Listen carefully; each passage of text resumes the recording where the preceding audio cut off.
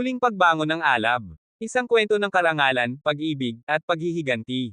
Sa mundong pinaslang ng digmaan, may mandirigmang muling nagbalik mula sa anino. Ngunit sa likod ng kanyang lakas, may puso pa ring sugatan. Hanggang saan ang kayang isakripisyo ng isang Diyos, para sa pamilya? Huwag kalimutang mag-like, comment, at subscribe para sa susunod na kabanata. Pakinggan mula umpisa hanggang dulo para sa buong karanasan ng kwento. Kabanata 21 hanggang Kabanata 30. Kabanata 21. Tumigil si Lucas sa pagtingin sa mga taong iyon. Sa halip, lumapit siya kay Charlotte, inabot si Amelia upang buhatin ito sa kanyang mga bisig, at pinayapa siya. Amelia, ayos na ang lahat ngayon. Huwag ka nang matakot, iuuwi na kita ngayon. Daddy, ibinaba ni Amelia ang kanyang ulo sa dibdib ni Lucas at niyakap siya ng mahigpit. Noon lamang siya unti-unting tumigil sa panginginig. Habang buhat si Amelia, tinakpan ni Lucas ang kanyang mga tainga ng isang kamay at diretsyong naglakad patungo sa gate ng kindergarten. Buwisit, bulag ka ba? Ang kalbong lalaking namumuno sa grupo ay papihil pa lang sana kay Lucas, ngunit bigla siyang napasigaw ng sipain siya ni Jordan ng malakas at tumilapon. Sinundan iyon ng tuloy-tuloy na pagmumura at mga sigaw. Hindi pinansin ni Lucas ang lahat ng iyon at nagtuon lamang sa pagpapakalma kay Amelia, pinipigilan na marinig niya ang mga maruruming salita. Sa gilid ng kanyang mata, nakita ni Charlotte ang grupo ng malalaking lalaking may tato na isa-isang natatapon, at palihim siyang natakot. Gayunpaman, sumunod pa rin siya ng malapit kay Lucas at saka lamang siya nakahinga ng maluwag nang makapasok na sila sa kotse. Nang muli niyang makita si Lucas, hindi na niya ito nakitang tulad ng dati, bilang isang walang silbi. Ang kapangyarihan ni Lucas kanina, at si Jordan, ang binatang magalang na tumatawag sa kanya at kayang talunin ang napakaraming tao. Ngayon ay labis siyang nagtaka kung ano ang ginagawa ni Lucas sa loob ng 6 na taon. Bakit parang isa na siyang pinuno ng sindikato? Itinali ni Lucas ang kanyang seatbelt at magsisimula na sana sa pagmamaneho nang bigla siyang may naisip, ibinaba ang bintana ng kotse, at sinabi kay Jordan. Huwag kang papatay ng tao. Oo, Lucas? Sagot ni Jordan, naabala pa ring tinatamasa ang pananakit sa mga ito. Hindi nakapagsalita si Charlotte. Bigla niyang naramdaman na talaga siyang nakakatakot.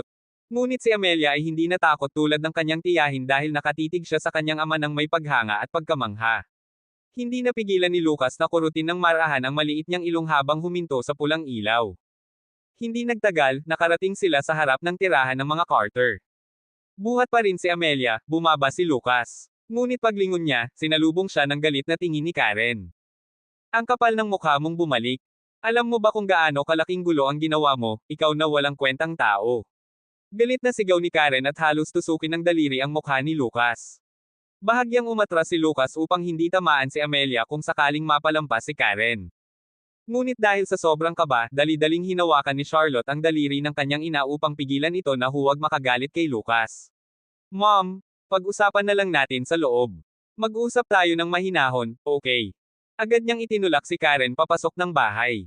Mag-usap ng mahinahon. Anong dapat pag-usapan sa kanya ng mahinahon? Isa siyang perwisyo at malas na magiging dahilan para mapalayas tayo. Ayos na tayo bago siya bumalik. Pero simula nang dumating siya, puro gulo ang dala niya. Kung alam ko lang noon, sana namatay na lang siya sa kung saan man siya nanggaling. Sakto namang dumating si Cheyenne sa mga sandaling iyon. Nang makita niyang sinisigawan na naman ng ina si Lucas, napabuntong hininga na lamang siya. Matagal nang gustong makita ni Amelia ang kanyang ama, kaya hindi niya natagalan na marinig itong sinisigawan. Nakangiwing galit, sigaw niya. Hindi mamamatay si Daddy. Ang galing ni Daddy. Kanina, may nanakit sa amin ni Aunt Charlotte at gustong saktan kami, pero sinagip kami ni Daddy. Nagulat si Cheyenne sa narinig kaya agad siyang nagtanong, anong nangyari? Hindi na ipinagpatuloy ni Karen ang panlalait kay Lucas at sa halip ay nagtanong kung ano ang nangyari.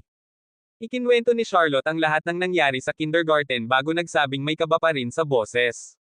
Napakawalandiya ng mag-asawang iyon. Hindi lang nila kami siniraan, gusto pa nila kaming bugbugin. Kung hindi dahil kay, sandali siyang tumigil at hindi na itinuloy ang salitang walang silbi. Kung hindi dumating sa oras si Lucas, malamang nasample na ako ng matabang babaeng iyon. Mabuti na lang at natulungan kami ng kaibigan niya kaya ligtas kaming nakauwi. Muling nagngalit ang bagang ni Karen at nagsimulang murahin ang mag-asawang iyon. Ang anak ng pinakamayamang pamilya sa bayan ay nagkagusto sa anak ko. Paano kung nasira ang maganda niyang mukha dahil sa matabang babaeng iyon? Nakasimangot si Cheyenne. Mukhang may mataas na katayuan ang taong iyon. Mabuti pa, manatili muna kayo sa bahay sa mga susunod na araw, baka maghiganti sila. Huwag. Sabay na tumutol sina Charlotte at Karen. Natural na galit pa rin si Karen kay Lucas at gusto na niya itong palayasin. Si Charlotte naman ay tumanggi dahil natatakot siya kay Lucas. Mom, paano kung may mangyari sa kanya sa labas? Kung mamatay man siya, edi mabuti. Mas maganda pa nga, para pwede mo nang pakasalan si Seth, walang pakialam na sagot ni Karen. Mom, kailangan mo ba talaga akong pilitin? Kung ipipilit mo, hindi na ako mananatili sa pamilyang ito, sabi ni Cheyenne na may halatang inis. Sige, sige. Ang galing mo talaga. Titigil na ako, okay. Galit na sabi ni Karen habang nakatitig kay Cheyenne. Pwede siyang manatili, pero hindi tayo nagpapakain ng palamunin. Kailangan niyang magbayad ng buwan ng rente na $1,500, hindi pa kasama ang kuryente at mga gastusin. Sigaw ni Karen, sinasadya para pahirapan si Lucas. Kung kayang bayaran ng walang silbing ito ang 1,500, lilipad ang mga baboy. Sa oras na hindi niya kaya, kasalanan na niya kapag pinalayas ko siya. Sige. Ayos, usapan na. Agad na pumayag si Lucas na may masayang ekspresyon.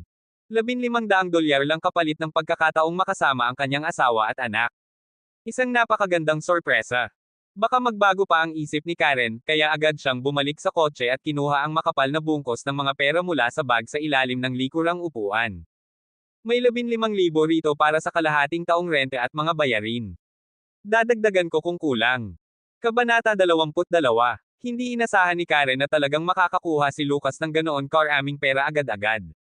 Lumapit siya, inagaw ang bungkos ng mga pera, at kumuha ng ilan habang pabulong na nagsabi. Saan kaya nakuha ng walang silbing ito ang ganitong kalaking pera? Hindi naman siguro peke, di ba? Pagkatapos masigurong tunay ang mga pera, muling tumingin si Karen kay Lucas nang may pagtataka. Saan mo nakuha ang perang ito? Nakita kong kinuha mo ito sa kotse. Hindi mo naman kinuha ang pera ni Charlotte, di ba? Kita sa mukha ni Charlotte ang kaba at agad niyang pinigilan ang ina. Tama na, Mom. Sa kanya talaga galing ang perang ito. Tanggapin mo na lang. Since natanggap mo na, bakit mo pa aalamin kung saan galing? Gutom na ako. Maghanda ka na ng hapunan. Dahil nakatanggap ng $15,000 na parang wala lang, pumasok si Karen sa bahay na parang walang nangyari. Napabuntong hininga si Cheyenne at tumingin kay Lucas, nakarga si Amelia na tuwang-tuwa habang nakatingin sa kanya ng may banayad at umaasang titig. Hindi alam ni Cheyenne kung anong ekspresyon ang ilalagay, kaya seryosong inakay si Lucas paakyat ng hagdan. Nagpasya siyang hayaang manatili si Lucas sa kanilang bahay para lamang sa kapakanan ng kanyang anak. Makalipas ang ilang sandali, maririnig ang masayang tawa ni Amelia mula sa silid sa itaas. Habang nagluluto, kumakalansing ang kawali sa kamay ni Karen. Ang ingay niya. Hindi ko talaga maintindihan kung anong maganda sa ama niyang yun. Gustong-gusto niyang dumaikit sa kanya. Kinagabihan, nagpumilit si Amelia na matulog sa mga bisig ng ama. Dahil hindi mapigilan ang anak, napilitan si Cheyenne na maglagay ng karagdagang kutsan para kay Lucas sa kanyang silid. Ngunit labis na balisa si Cheyenne at hindi agad nakatulog. Hindi lang dahil sa Stardust Corporation kundi pati na rin kay Lucas. Habang yakap ang mahimbing na natutulog na anak at tahimik na pinakikinggan ang paghinga ni Cheyenne malapit sa kanya, nakaramdam ng kirot sa dibdib si Lucas. Pareho silang may iniisip at hindi makatulog ng matagal. Kinabukasan ng umaga, maagang nagising si Lucas at lumabas upang tawagan si Davis. 6:00 pa lang ng umaga noon, kaya naiinis si Davis dahil ginaisang siya ng tunog ng cellphone. Nang makita niya ang tumatawag, bigla siyang natigilan at napabangon. Magandang umaga, Mr. Gray. Kamusta ang negosasyon sa mga posibleng kasosyo ng Stardust Corporation? Tanong ni Lucas ng kalmado. Hindi inasahan ni Davis na tatawagan siya ni Lucas ng ganoon kaagad para pag-usapan ang trabaho. Agad siyang sumagot. Maraming kumpanyang gustong makipagtulungan sa atin, gaya ng may galing ba sa pamilya Carter? Singit ni Lucas. Ang mga Carter. Oo.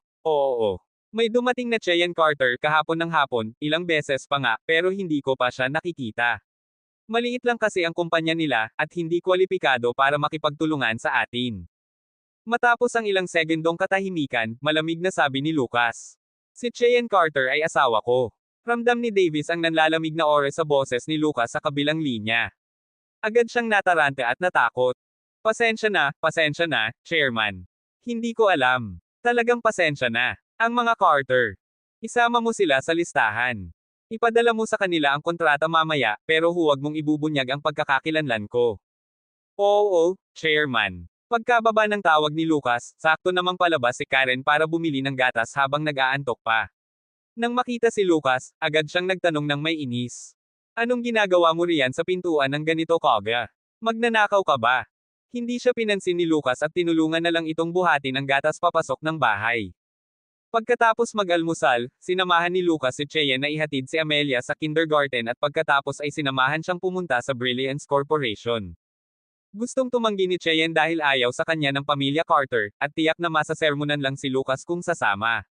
Ngunit nagpumilit si Lucas. Matagal siyang tinitigan ni Cheyenne bago sumuko. Sige, bahala ka. Pagdating nila sa Brilliance Corporation, nakaupo si Bryce sa conference room habang nakikinig sa mga malalakas na kwentuhan. Siyempre, si Cheyenne ang pinagtatawanan nila, ang taong matagal na niyang kinaiinisan. Siguro hindi nyo alam, pero may mga taong mahilig lang magyabang kahit wala namang kakayahan. Si Cheyenne Carter, ilang beses pumunta sa Stardust Corporation kahapon pero hindi man lang nakita ang general manager. Nakita ko pa siyang nakatayo roon ng matagal, halos maiyak na. Nakakahiya, hindi man lang siya pinapasok sa opisina. Haha, akala siguro niya ay siya pa rin ang dating chairman ng Brilliance Corporation. Ngayon, mababang posisyon na lang siya. Hindi siya papansinin ng Stardust Corporation. Pero baka pwedeng gumana kung gagamitin niya ang ganda niya at ibenta ang sarili niya. Maganda pa naman siya. Ha. Tama ka riyan. Pero sayang, napunta na siya sa walang silbing lalaking iyon. Bang! Nabuksan ang pinto ng conference room sa isang malakas na sipa at bumangga sa pader ng malakas, dahilan upang magulat ang lahat ng naroon. Nakatayo si Cheyenne sa labas ng pinto, mapatla ang mukha, habang si Lucas ay nasa tabi niya na may malamig at nakakatakot na ekspresyon. Anong ginagawa ninyo? Anong lakas ng loob ninyo na magwala rito sa kumpanya ng mga Carter? Matalim na tumingin si Lucas sa mga tao sa conference room at handa nang magsalita, pero hinayla siya ni Cheyenne. Tama na. Huwag kang gumawa ng gulo rito. Malalim na huminga si Lucas at hindi na nagsalita. Nang makitang umatras si Lucas, handa na sanang manlay sina Bryce at ang iba pa, ngunit biglang dumating ang isang matandang opisyal na tila nagmamadali. Narito na ang chairman kasama si Mr. Wilson. Bilasan ninyo at ihanda ang lahat ng dokumento at kontrata. Huwag kayong magkakamali. Sa kabilang dulo ng pasilyo, naglalakad si Dominic Carter kasama ang isang lalaking may salamin. Mr. Wilson, hindi pa pala kita nababati sa pagmamana mo ng pamana ng iyong ama. Bata ka pa pero napakatalino. Tungkol sa ating kasunduan. Ngunit bago pa niya matapos, pinutol siya ng lalaking may salamin na tumuro kay Lucas na nasa may pintuan. Nanggigigil itong sumigaw. Ikaw. Kabanata 23. Nang makita ni Bryce ang kanyang lolo na pumasok kasama ang isang VIP, inayos niya agad ang kanyang Amerikana at korbata, handang batiin sila ng may ngiti. Ngunit nabigla siya nang ituro siya ni Ginoong Wilson na halatang naiinis. Unay naguluhan si Bryce, pero nang makita niya sina Dominic at Ginoong Wilson na galit na nakatingin kay Lucas, na nasa tabi niya, sa kanya lang naunawaan, ang taong nakasamaan ng loob ni Ginoong Wilson ay si Lucas, ang inutil. Sumimangot si Lucas at naisip, madalas talagang magkita ang mga kaaway. Ang VIP na si Ginoong Wilson ay si James Wilson, ang mayabang na lalaking nakilala niya sa kindergarten kahapon. Mabilis na lumapit si Bryce at ngumiti ng mapagpakumbaba. Ginoong Wilson, huwag ninyong pansinin ang walang silbing yan. Paalisin ko siya agad. Tara, sa conference room na tayo para pag-usapan ang ating kasunduan. Hinampis ni Wilson palayo ang kamay ni Bryce at pasiga na sabi, kalokohan. Isa ba tong tao sa mga Carter? Ha! Makikita mo.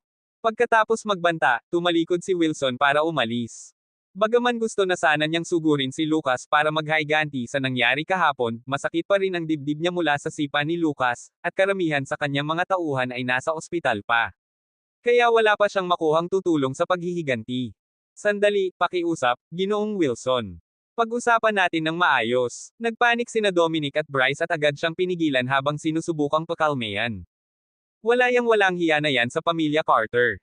Tatawagin ko ang mga gwardya para paalisan siya ngayon din. Sigaw ni Bryce. Sinampal siya ni Wilson at bulyo, akala mo ba 3 taong gulang lang ako na madali mong maloloko? Bakit siya nandito sa harap ng conference room ng kumpanya ninyo kung wala siyang kinalaman sa inyo? Pagkatapos masampal, hindi naglakas loob si Bryce na magsalita. Tinapin na lang niya ang mukha at sinisi si Lucas. Ginoong Wilson, wala talagang kinalaman sa amin ang taunang yan. Kung galit ka, papayag akong mag-sorry siya sa iyo ngayon din. Mariing sabi ni Dominic habang nakatingin ng may paghamak kay Lucas. Ano bang ginawa mo kay Ginoong Wilson? Bilisan mong mag-sorry sa kanya. Nang makita ni Wilson kung gaano ka-hostile ang mga Carter kay Lucas, gumaan ang loob niya. Mataas ang noo niyang nagmayabang at ngumisi. Hindi ko kailangan ng sorry. Kung gusto ninyong ituloy ang ating kasunduan, ipaluhod ninyo sa akin ang gagong yan. Kung matuwa ako, pag-iisipan kung muli ang pakikipagkasundo. Hindi nagsalita si Lucas, ngunit malamig na utos ni Dominic, hindi mo ba narinig ang sinabi ni Ginoong Wilson? Bilisan mong lumapit, lumuhod, at humingi ng tawad. Siyempre, hindi siya pinansin ni Lucas. Hindi siya luluhod o hihingi ng tawad. Tinitigan niya ng malamig sina Dominic at ang iba pa. Ni hindi ninyo alam kung ano ang nangyari sa pagitan namin, tapos gusto ninyo akong mag-sorry. Bukod pa roon, hindi ba sinabi ninyong wala na akong kinalaman sa pamilya ninyo? Sino kayo para utusan akong lumuhad at mag-sorry? Ikaw. Galit na sigaw ni Dominic. Kung ayaw mong lumuhad at mag-sorry, palalayasin ko ang pamilya mo. Nanlaki ang mga mata ni Cheyenne. Pupalayasin na naman kami ni Lolo. Wala ba talaga siyang pakialam sa amin? Nang itim ang mukha ni Lucas. Akala ba niya matatakot ako sa banta niya? Kung siya lang mag-isa, matagal na sana niyang iniwan ang mga Carter.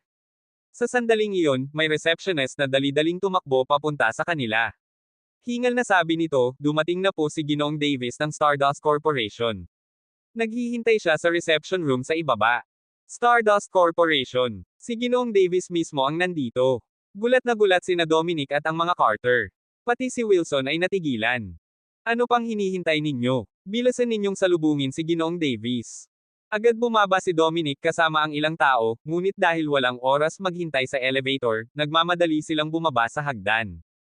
Nang makita ni Lucas na sumusunod din si Wilson, napangisi siya. Hinaila siya ni Cheyenne, nag-aalala. Bilisan din natin. Pagdating nila sa reception room sa ikalawang palapag, agad lumapit si Dominic upang batiin si Flynn Davis. Nakangiti itong nagsabi, Ginoong Davis, paumanhin kung hindi namin kayo agad nasalubong. Mabilis ding iniabot ni Wilson ang kamay niya. Ikinagagalak ko kayong makilala, Ginoong Davis. Ako si James Wilson ng pamilyang Wilson, may-ari ng Titanium Corporation. Mataas ang tingin ni Davis at malamig na sabi, pamilyang Wilson.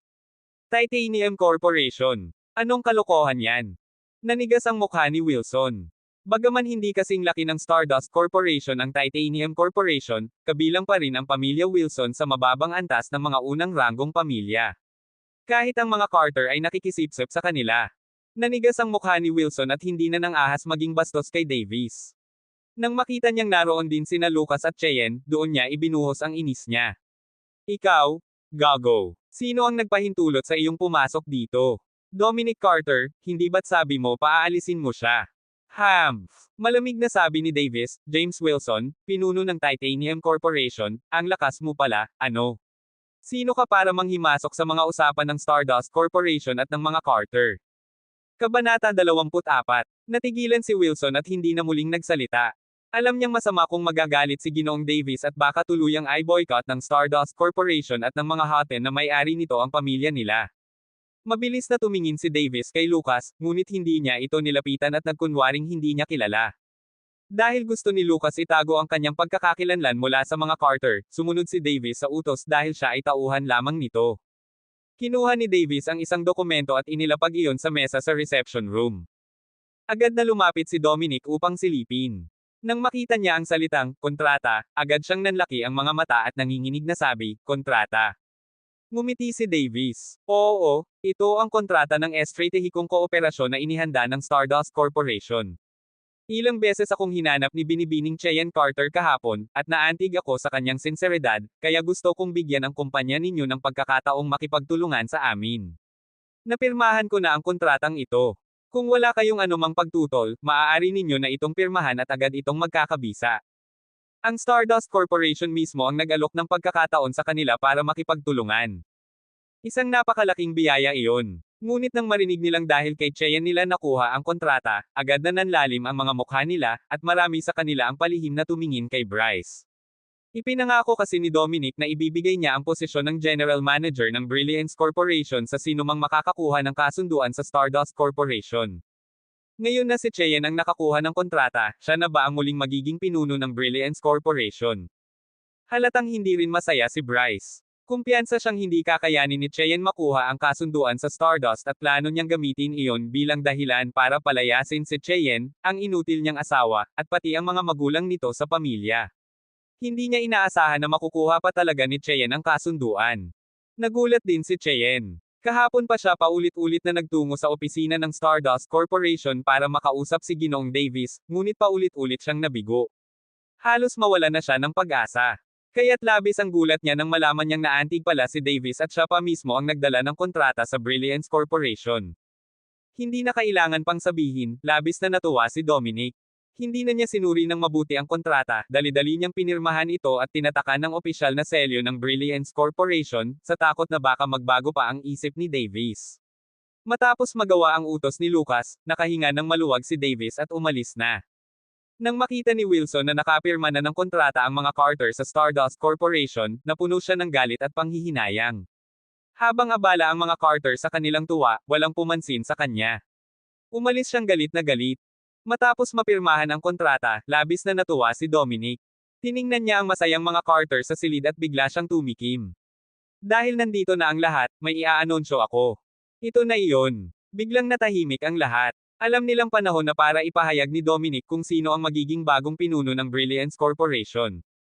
Maraming mata ang sabay-sabay na tumingin kay Cheyenne ng may inggit. Pati yaong mga nangungutya sa kanya kanina ay nagsimulang tumingin sa kanya ng may paghanga at gustong makisipsip. Kung hindi lang nakatingin sa kanila ng masama si Bryce, ang pinakamatandang apo ng pamilya Carter, baka nagsitakbuhan na sila papunta kay Cheyenne upang ipakita ang kanilang katapatan. Labis ding nasasabik si Cheyenne, at nakatitig siya kay Dominic na kumikislap ang mga mata. Idinedeklara ko ngayon na si Bryce Carter ang magiging bagong general manager ng Brilliance Corporation simula ngayon. Siya ang mamumuno sa lahat ng gawain ng kumpanya, kabilang na ang kooperasyon sa Stardust Corporation. Dapat kayong lahat ay lubos na makipagtulungan sa kanya. Pagkasabi nito ni Dominic, napatigil ang lahat. Nang itim ang mukha ni Lucas, hindi niya inakalang babawiin ni Dominic ang sariling pangako. Matapos ang ilang sandali ng pagkagulat, natuwa si Bryce at lumapit, sabay sigaw, "Salamat, Lolo. Gagawin ko ang lahat para hindi kayo mabaygo."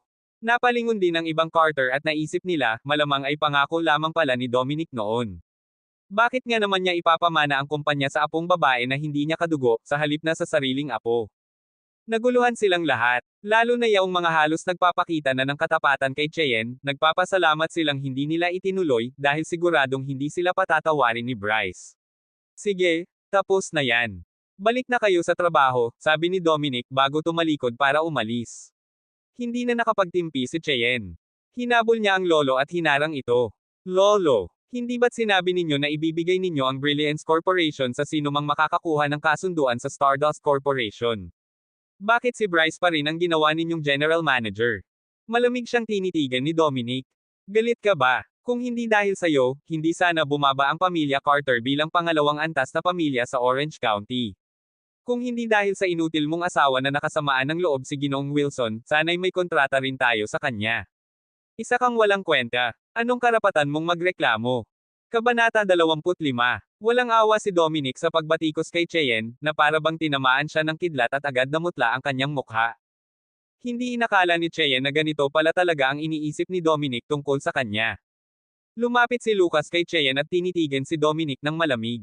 "Sabi mo noon, ipapasa mo ang Brilliance Corporation sa sinumang makakakuha ng kasunduan sa kooperasyon. Lumalabas na hindi ka pala marunong tumyupad sa sarili mong salita." Humumpa si Dominic ng malamig. "Sino ka ba para questionin ako? Linawin ko na ngayon, kahit ilang kontrata pa ang makuha ni Cheyenne Carter, hinding-hindi ko ipapasa sa kanya ang Brilliance Corporation. Dapat alam ng isang tao kung saan siya nararapat." Matapos niyang sabihin iyon, umalis siya habang dala ang kontrata sa kanyang kamay. Ang mga natitirang Carter ay tumingin kay Cheyenne na para bang ibang-iba na ang tingin nila sa kanya kaysa kanina. "Ha? Akala mo pa rin bang pwede kang maging chairman ulit ng Brilliance Corporation? Nanaginip ka na lang." Sa huli, matalino talaga si Ginoong Carter Sr. Kita niya agad na malas siya. Paano ipapasa sa kanya ang Brilliance Corporation? Si Bryce ang karapat-dapat na tagapagmana. May mga taong wala talagang sinabi kumpara sa kanya. Ang lakas ng loob niyang makipagpaligsahan kay Bryce. Dapat alam ng tao ang kanyang lugar. Tama si Ginoong Carter Sr. Hahaha, sang-ayon ako riyan. Dapat alam niya na hindi siya maihahambing kay Bryce. Ang kanilang pangungutya ay parang mga punyal na tumatagos sa puso ni Cheyenne. Si Cheyenne ang nagtatag ng Brilliance Corporation mag-isa sa pamamagitan ng kanyang pagsisikap. Hindi lang nila iyon inagaw sa kanya, kundi pinagbintangan pa siyang parang siya pa ang sakam na gustong makuha ang kumpanya. Sinisisi pa nila sa kanya ang pagbagsak ng pamilya, habang binabaliwala ang lahat ng kanyang ginawa para sa kumpanya, ang kumpanyang pinuhunan niya ng puso at kaluluwa. Bakit? Lumapit si Bryce kay Cheyenne at tinitigan ang mapatla niyang mukha na may mapagmataas na ngiti, puno ng pakiramdam ng pagiging nakatataas. Cheyenne Carter, tigilan mo na ang pagsasayang ng oras. Simula ngayon, akin na ng buo ang Brilliance Corporation. Habang nandito ako, hinding-hindi ka angat, at kailangan mong sundin ang gusto ko. Kung hindi, huwag mo akong sisihin kung magiging masama ako sa'yo. Biglang lumapit si Lucas at pumagitna sa kanilang dalawa, itinago si Cheyenne sa likod niya. Anong ginagawa mo? Galit na sabi ni Bryce. Magkalapit lang sila, at dahil sa tangkad ni Lucas, agad niyang naramdaman ang bigat ng presensya nito kaya napaatras siya ng 2 hakbang. Habang seryosong nakatitig kay Bryce, sinabi ni Lucas. Huwag mong isipin na walang nakakaalam sa mga kasuklam-suklam mong ginawa noon. Bagaman walang gaanong ekspresyon sa mukha ni Lucas, naramdaman ni Bryce ang kilabot sa kanyang dibdib at nabalot siya ng takot. Naiilang na sabi niya, ano bang pinagsasabi mo? Lintik, balang araw, sisiguraduhin kong mapapaalis kita sa pamilya, ikaw na walang kwentang basura. Mabilis na umalis si Bryce. Umalis din ang iba pang mga Carter. Tinitigan ni Lucas ng matalim ang papalayong likod ni Bryce. Noon, si Bryce ang nagbigay ng ideya kay Dominic Carter na ipahamak sina Cheyenne at Lucas upang maagaw ang Brilliance Corporation. Dahil sa karumaldumal niyang ginawa, kailangang pagbayaran niya iyon balang araw. Si Lucas at Cheyenne na lang ang naiwan sa silid pagtanggap. Bumagsak si Cheyenne sa sopa na parang nawala ng lakas, may blankong ekspresyon at wala sa sarili ang tingin. Sa sandaling iyon, mukha siyang lubos na marupok. Cheyenne, mahinang tawag ni Lucas habang nakaluhod sa tabi niya. Nang marinig niya ang banayad na tinig ni Lucas, biglang bumuhos ang kanyang mga luha, hindi na niya napigilan. Ang mga luha niya ay dumaloy pababa sa kanyang pisngi, parang mga butil ng perlas na naputol sa kwintas. Tinitigan ni Cheyenne si Lucas at tuluyang bumigay, tahimik na umiyak. Dahil sa matinding pagdurusa, hinayla siya ni Lucas papunta sa kanyang mga bisig. Nanginginig sa paghikbi, sinuntok ni Cheyenne ang dibdib ni Lucas ng paulit-ulit. Kasalanan mo lahat to, kasalanan mo noon, at ngayon din, ano bang kulang ko? Paano kita na-insulto? Yamakap lang si Lucas kay Cheyenne at hinayaan siyang paulit-ulit na saktan ang kanyang dibdib kahit gaano pa siya kalakas. Makalipas ang ilang sandali, tuluyang humupa ang pag-iyak ni Cheyenne. Namumula ang ilong niya at patuloy na humihikbi. Pinunasan niya ang kanyang luha at biglang nahiya nang makita ang gusot sa damit ni Lucas. Ilang taon na rin mula nang huli siyang umiyak ng ganoon katindi. Lalong nakakahiya dahil ginawa pa niya ito sa harap ni Lucas. Pasensya na, hindi malinaw kung humihingi siya ng tawad dahil sa kanyang ginawa o dahil nadumihan niya ang damit nito. Hindi iyon pinansin ni Lucas. Tinanong niya si Cheyenne ng seryoso. Gusto mo ba talagang mabawi ang Brilliance Corporation? Napatulala si Cheyenne sandali. Hindi ko gusto ang ibang kumpanya ng mga Carter, pero iba ang Brilliance Corporation. Ako mismo ang nagtayo nito, hakbang-hakbang, taon na ang binilang. Bawat yugto, nilagyan ko ng puso't kaluluwa. Masasayang lang ito sa mga taong walang kakayahan. Ayokong. Okay, naiintindihan ko, tumango si Lucas. Hanggat nais mo, babawiin ko para sa'yo ang Brilliance Corporation. Kabanata 26. Ano? Napatigil si Cheyenne, halos iniisip na baka nagkamali lang siya ng dinag. Ang sabi ko, hanggat gusto mo, maibibigay ko sa'yo ang Brilliance Corporation at higit pa roon, malinaw na inulit ni Lucas, ang kanyang tinig ay puno ng kumpiyansa at katiyakan. Tiningnan ni Cheyenne si Lucas na puno ng labis na pagkadismaya sa kanyang magagandang mga mata. Tumayo siya ng malamig at sinabi sa kanya, matatanggap ko na ang asawa ko ay isang karaniwang tao na hindi ganoon kakayahan, pero ayokong maging walang laman na sisidlan ng ama ni Amelia na puro nagyayabang at nagsisinungaling buong araw. Tinitigan niya ito ng malalim at pagkatapos ay tahimik na lumabas ng silid pagtanggap. Tahimik na ngumiti si Lucas at inisip, ayos lang. Balang araw, malalaman din niyang totoo ang sinabi ko. Kinuha niya ang kanyang telepono at tinawagan si Davis. Sakupin mo agad ang Brilliance Corporation. Alam mo na ang gagawin. Ang balita tungkol sa paghirang ni Dominic Carter kay Bryce Carter bilang bagong pangkalahatang tagapamahala ng Brilliance Corporation ay mabilis na kumalat sa buong kumpanya. Sa loob lamang ng kalahating araw, lahat ng mga liham ng pagtatalaga, selyo, plate ng pangalan, at iba pang mga bagay ay naihanda na. Nakaupo sa isang maluwang na opisina, ilang ulit na pinaikot ni Bryce ang upuang may gulong at tumawa ng malakas. Nang pumasok si Dominic, agad siyang nilapitan ni Bryce. Lolo. Tinitigan ni Dominic ang kanyang apo na nakasuot ng malinis na Amerikana at tumango ng may kasiyahan. Hindi masama. Mukha ka talagang isang pangkalahatang tagapamahala. Bryce, ipinagkakatiwala ko na sa'yo ngayon ang Brilliance Corporation. Mag-practice ka ng mabuti at mag-ipon ng karanasan. Sa hinaharap, buong pamilya ng Carter ay mapapasa iyo rin. Punong-puno ng tuwa si Bryce. Sa katunayan, siya lamang ang kaisa-isang tunay na apo ni Dominic Carter, at patay na ang kanyang ama. Isa na lang itong usapin ng panahon bago maipasa sa kanya ang buong pamilya. Alam niyang hindi ipagkakaloob ng kanyang lolo ang pamilya Carter sa mga hindi kadugo. Gayunpaman, ipinakita pa rin niya ang isang pasasalamat na anyo. Opo, salamat po sa inyong tiwala at sa paghubog sa akin, lolo. Gagawin ko ang lahat upang maging mahusay. Ngunit nang maisip niya si Cheyenne, na dati ay nagdulot sa kanya ng banta, agad siyang nenas. Kaya sinabi niya kay Dominic, ngunit, lolo, nakita kong labis na nasaktan si Cheyenne nang ipasa ninyo ang Brilliance Corporation sa akin. Natatakot akong baka sinasadya niyang gantihan ang kumpanya at gumawa ng bagay na makakasira sa pamilya. Kung maglakas loob siyang gawin iyon o magtanim ng masamang hangarin, palalayasin ko agad siya at ang kanyang pamilya. Sigaw ni Dominic. Nakahinga ng maluwag si Bryce. Nais nga niyang mapaalis si Cheyenne agad. Sa sandaling iyon, biglang tumunog ang kanyang cellphone sa mesa. Ng galik at sigla matapos maupo sa bago niyang posisyon, sinagot ni Bryce ang tawag at nagtanong, "Hello, sino po ito?" Ngunit hindi nagtagal, nanigas ang kanyang ngiti, at habang mas pinag-iisipan niya, lalo siyang nakaramdam ng kakaiba. Nagsimula pa siyang pautal-util. Sandali lang. May pagkakamali ba? Paano mangyayari iyon? Agad na bumagsak ang malamig na pawis mula sa kanyang noo. Anong nangyayari? Napansin ni Dominic na may mali, kaya bigla niyang inagaw ang telepono sa halip na tanungin si Bryce. Sa kasamaang palad, ibinaba na ng tumawag ang linya. Ano talagang nangyari? Sa mukha pa lang ni Bryce, alam na ni Dominic na may masamang balita. Tumingin si Bryce kay Dominic na puno ng kaba. Tawag iyon mula sa Stardust Corporation, sinasabi nilang gusto nilang tapusin ang kooperasyon sa atin. Sinabi rin nilang nilabag natin ang kontrata at gusto nila tayong pagbayarin ng malaking danyos. Lolo, anong gagawin natin? Ano? Paano nangyari iyon? Napis-index si Dominic at muntik ng matamba sa lupa. Agad na sumugod si Bryce upang saluhin siya. Hindi siya nakapaghanda sa biglaang balita at kailangang si Dominic ang magpasya. Lolo, umupo-upo muna kayo at uminom ng tsaa. Paano nangyaring bigla ito? Ngayong umaga lang nilagdaan ang kontrata, kaya paano magkakaroon ng paglabag? May mali siguro. Oo, kakapirma lang natin ang kontrata, at wala pa tayong nagagawa. Paano nagkaroon ng paglabag? Nabanggit ba nila kung paano daw natin nilabag ito? Hindi. Sinabi lang nila na may paglabag sa kontrata at kailangan nating magbayad ayon sa mga tuntunin. Napakalaki ng halaga ng kabayaran, at tiyak na hindi natin ito kayang bayaran. Bakit hindi ko tawagan ulit ang Stardust Corporation? Tanong ni Bryce.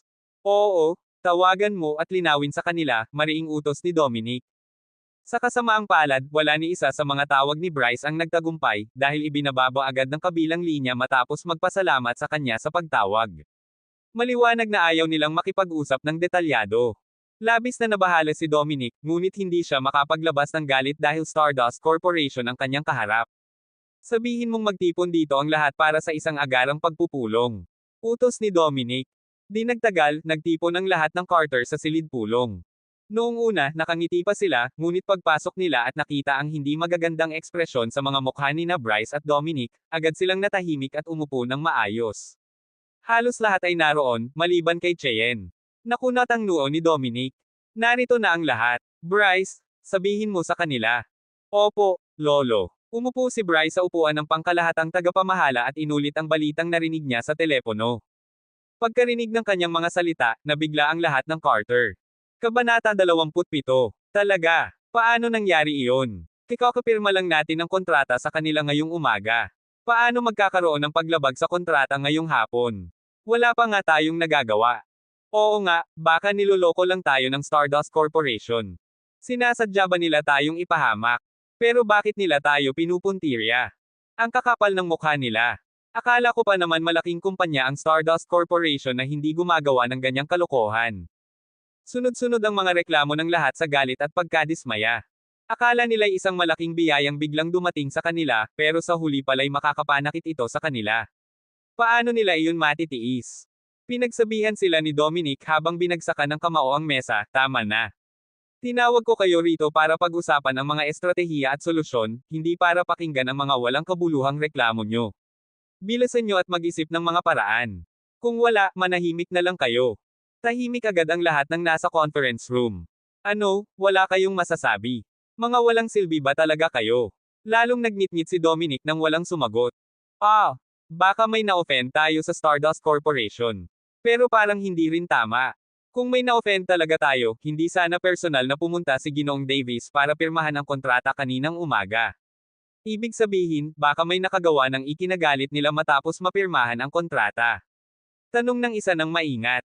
Mukhang malapit sa katotohanan ang kanyang hinala. Matamang tumingin si Dominic sa kanila. Mayroon ba sa inyong nakagawa ng bagay na nakaka-offend kanina? Nang magtama ang kanilang mga mata kay Dominic, nakaramdam ng malamig na kilabot ang lahat at mabilis na umiling. Isa sa mga Carter ang napansin na wala si Cheyenne, na madalas maging tampulan ng galit ni Dominic at agad siyang nainas. Pabulong siyang nagsalita. Anong sinasabi mo? Matalim na tanong ni Dominic. Nagulat siya at agad sumagot, wala, iniisip ko lang kung bakit wala pa rito si Cheyenne Carter. Lagi na lang siyang nawawala pag may problema. Cheyenne Carter. Oo nga, siya nga ang may kinalaman dito. Bigla nilang naisip lahat iyon, parang sabay-sabay silang nabigyan ng ideya. Siguradong may kinalaman dito si Cheyenne Carter.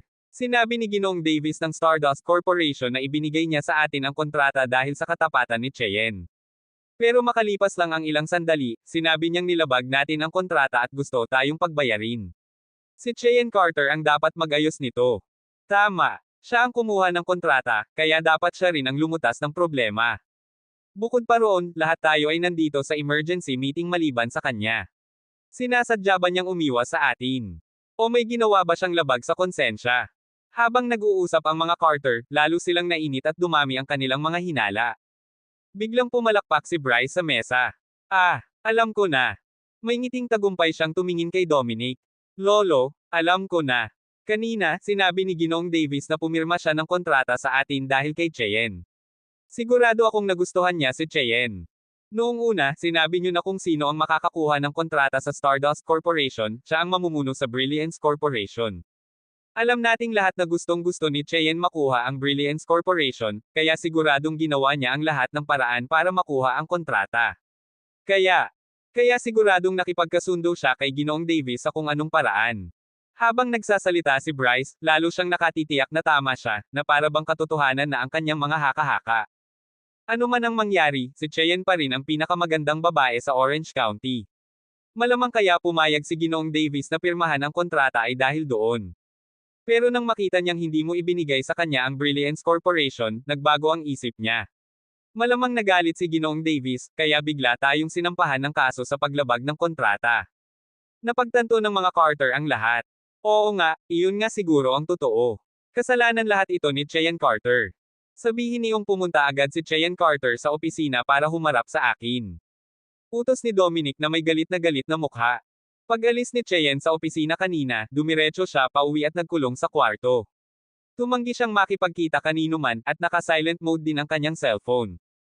Paulit-ulit siyang tinanong ni Karen, pero hindi siya nagsabi kahit isang salita.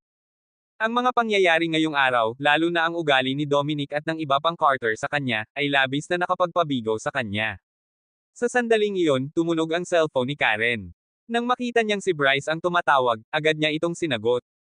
Hello, Bryce. Oo, nandito siya. May kailangang pag-usapan ng madaliin. Sige, ay papapunta ko siya agad sa opisina. Pagkababa ng tawag, malakas siyang kumatok sa pintuan ni Cheyenne. Cheyenne, lumabas ka na. Gusto kang makausap ng lolo mo sa opisina, importante raw. Ayaw sanang umalis ni Cheyenne, pero iniisip niyang baka may mahalagang bagay na kailangang ayusin, kaya pinilit niyang bumangon. Pagdating niya sa conference room ng Brilliance Corporation, sinalubong siya ng mga tingin ng mga taong puno ng galit at pagdududa. Nanlamig ang pakiramdam ni Cheyenne. Anong nangyayari? May kinalaman ba ako rito? Cheyenne, hindi ko akalaing ganito kakakapal ang mukha.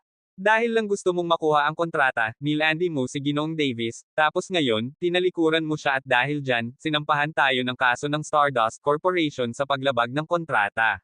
Sigaw ni Bryce, sabay turo sa kanya. Natigilan si Cheyenne, hindi makapaniwala sa narinig niya. Kabanata 28.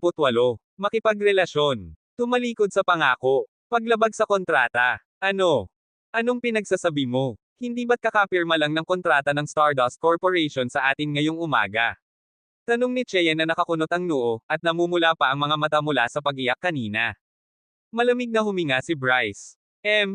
Tigilan mo na ang pag-arte. Umamin ka na lang. Ikaw ba ang dahilan kung bakit sinampahan tayo ng Stardust Corporation ng kaso sa paglabag ng kontrata at hinihinga ng bayad pinsala? Anong makukuha mo kung malulugi ang mga Carter? Saka lang bahagyang naunawaan ni Cheyenne ang tinutukoy nito, at labis siyang nagulat. Ang Stardust Corporation ay nagsasampa ng kaso laban sa mga Carter. Anong nangyayari? Cheyenne Carter? Sinasabi ko sa'yo, kahit anong kaiyahiyang kondisyon ang ipinangako mo kay Ginoong Davis kapalit ng kontrata, may nangyaring mali ngayon at ikaw ang kailangang umayos nito. Sigaw ni Bryce habang tinuturo ang ilong ni Cheyenne. Namula ang mukha ni Cheyenne sa galit sa ipinahihiwatig nito. Anong ibig mong sabihin sa kaiyahiyang kondisyon? Wala akong ipinangako kahit kanino. Huwag mo akong sir-an. Hindi ba't ikaw na ang general manager ng Brilliance Corporation ngayon? Dapat ikaw ang umaayos ng mga problemang ganito. Tahimik. Sigaw ni Dominic habang malakas na binagsakan ng kamay ang mesa. Si Bryce na ngayon ang general manager ng Brilliance Corporation, kaya makipag-usap ka sa kanya ng may paggalang. At isa pa, ipinapakita mo ba ang pagkadismaya mo sa desisyon ko kaninang umaga? Mariing pinisil ni Cheyenne ang kanyang panga at makalipas ang ilang sandali ay sumagot, hindi. Sabihin mo nga, ano bang karapatan mo para hingin mong ibigay ko sa'yo ang Brilliance Corporation? Ang iskandalong nasangkutan mo noon ay nagdala na ng kahihiyan sa pamilya at nagdulot ng malaking pagkalugi dahil sa paghinto ng pag-unlad ng kumpanya.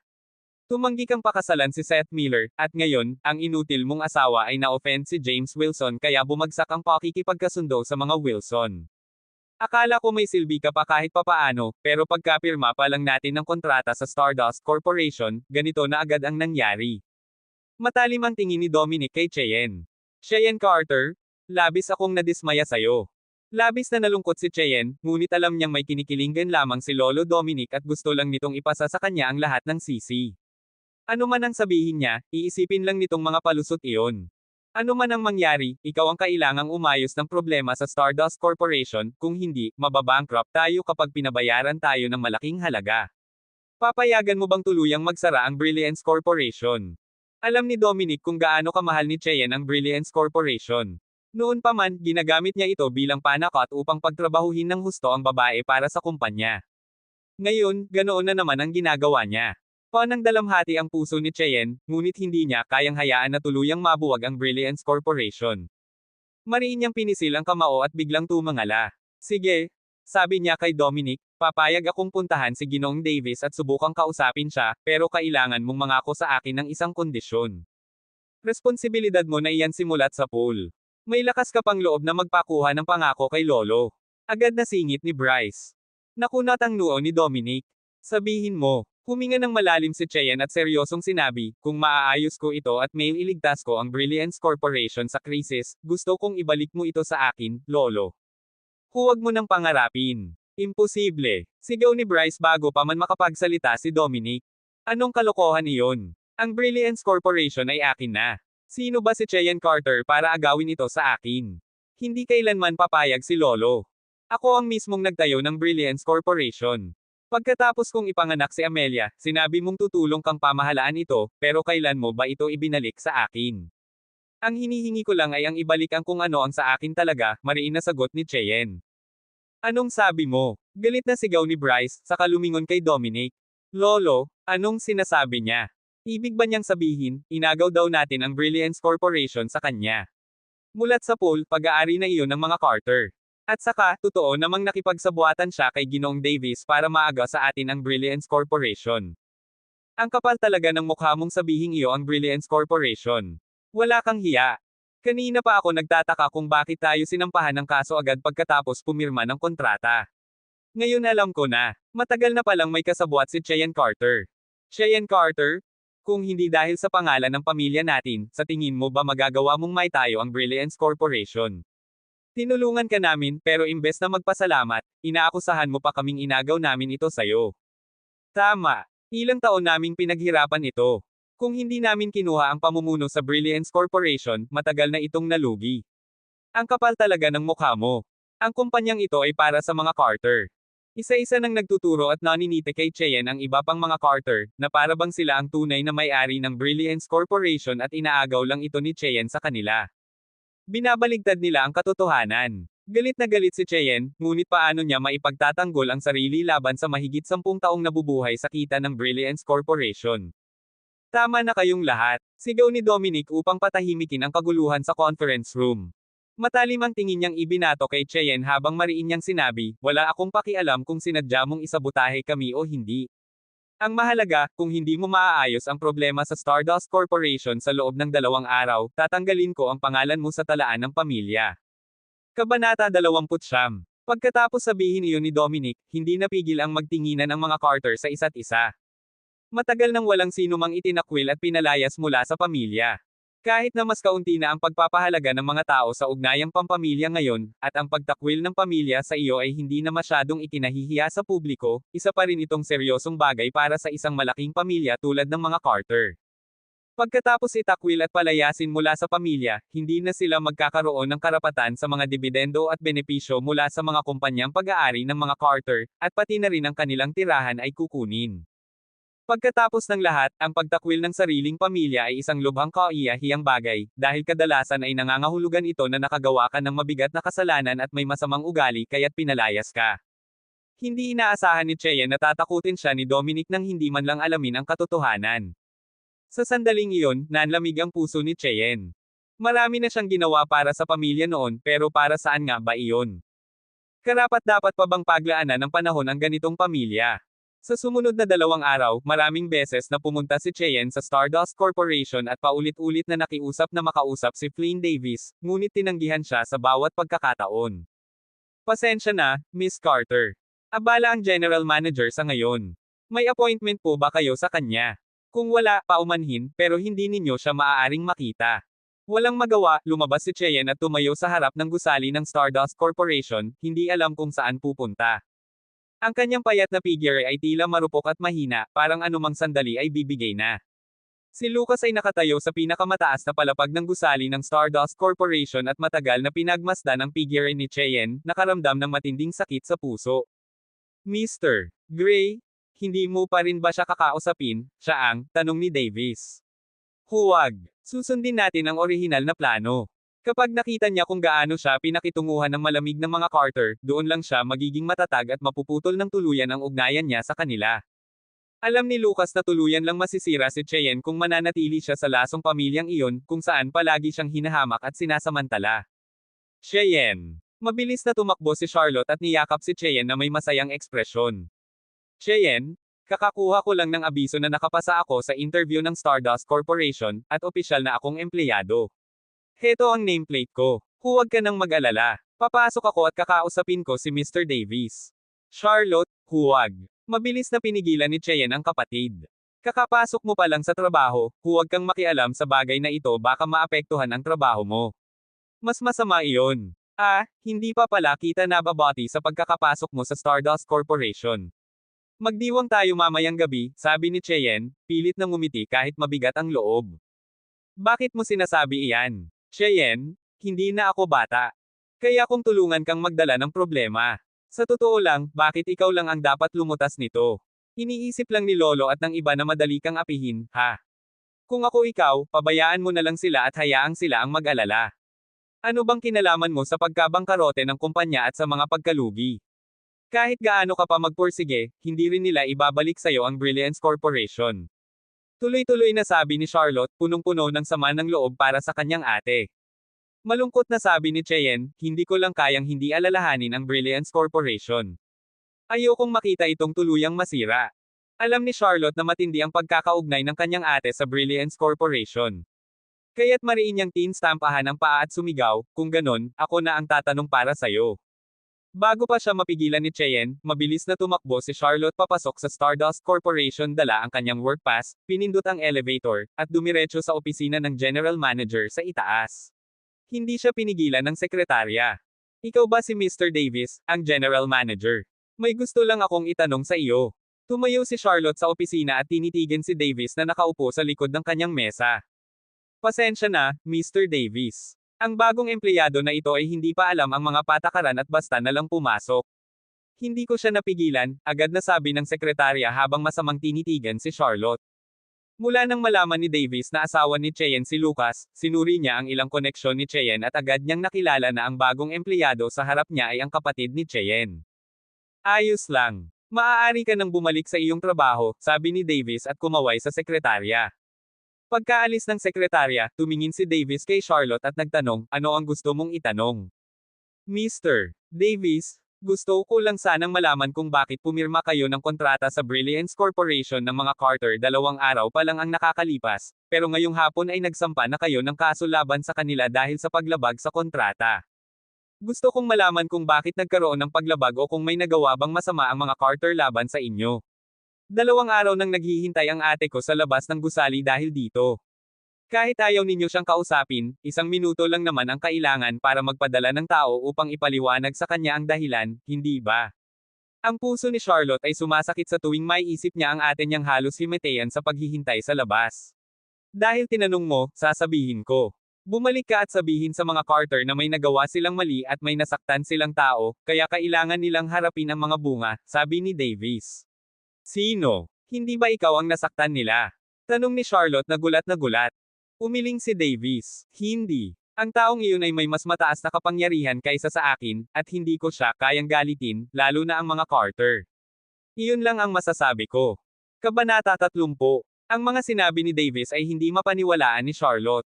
May napakagandang reputasyon ng Stardust Corporation sa Orange County dahil suportado ito ng mga Hotyan. Kilala ito, at ang mga kumpanya ng lahat ng uri ng pamilya sa Orange County ay hindi nangangahas na labanan ito at sa halip ay nag-uunahan pang makipagtulungan dito. Bilang General Manager ng Stardust Corporation, isang taong may malaking awtoridad sa mataas na lipunan ng Orange County, paano pa kaya na may taong mas makapangyarihan kaysa sa kanya? Sino kaya ang taong iyon? Paano nasaktan ng mga Carter ang ganoong tao? Paano ang pagdududa si Charlotte habang bumababa upang sabihin kay Cheyenne ang balita? Cheyenne? Tinanong ko si Mr. Davis. Sabi niya, hindi natin siya ang nasaktan kundi isang tao na ni siya mismo ay hindi kayang labanan. Hindi siya nagduda sa sinabi ni Davis. Pagkarinig ni Cheyenne sa mga salita ng kapatid, namutla siya. Isang taong mas makapangyarihan pa kaysa kay Mr. Davis. Nawalan siya ng pag-asa. Nawala ang lakas niyang tumayo, nanghina ang tuhod, at muntik na siyang matamba. Ibig bang sabihin, masisira na lang ng ganito ang Brilliance Corporation? Cheyenne. Mabilis siyang sinalo ni Charlotte at nag-aalalang sumigaw, huwag mo nang pilitin ang sarili mo. Ginawa mo na ang lahat ng makakaya mo. Sa sandaling iyon, tumunog ang telepono ni Cheyenne. Huminga siya ng malalim bago sinagot. Hello. Sa kabilang linya, marahas na tanong ni Bryce, Cheyenne Carter, tapos na ang 2 araw. Naayos mo na ba ang isyu sa Stardust Corporation? Bahagyang nanginig ang labi ni Cheyenne at hindi siya agad nakasagot. Agad na naintindihan ni Bryce na hindi pa rin ito naayos, at mayabang niyang sabi, Hoy, dahil walang silbi ka, huwag mo akong sisihin kung magiging malupit ako. Maghintay ka na lang na mapalayas kasama ng pamilya mo. Pagkasabi niyon, ibinaba niya ang tawag. Nagkatinginan sina Charlotte at Cheyenne, pareho silang may masamang kutob. Charlotte, bilasan natin. Umuwi tayo. Hindi natin alam kung ano ang gagawin ni Bryce. Oo. Mabilis na sagot ni Charlotte at hinayla si Cheyenne papasok sa pulang metalikong Lamborghini. Habang mabilis silang bumabagtas sa kalsada patungo sa tirahan ng mga Carter, umalangaw-ngaw ang ugong ng sports car na parang kidlat.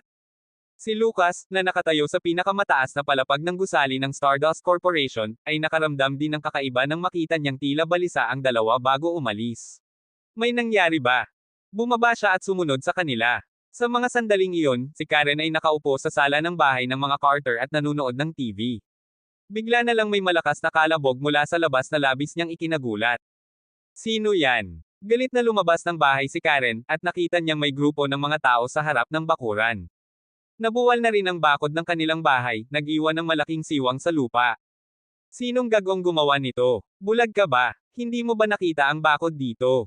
Sinasabi ko sa'yo, kung hindi mo babayaran. Sumigaw si Karen ng ubod lakas, nakapamaywang at puno ng galit.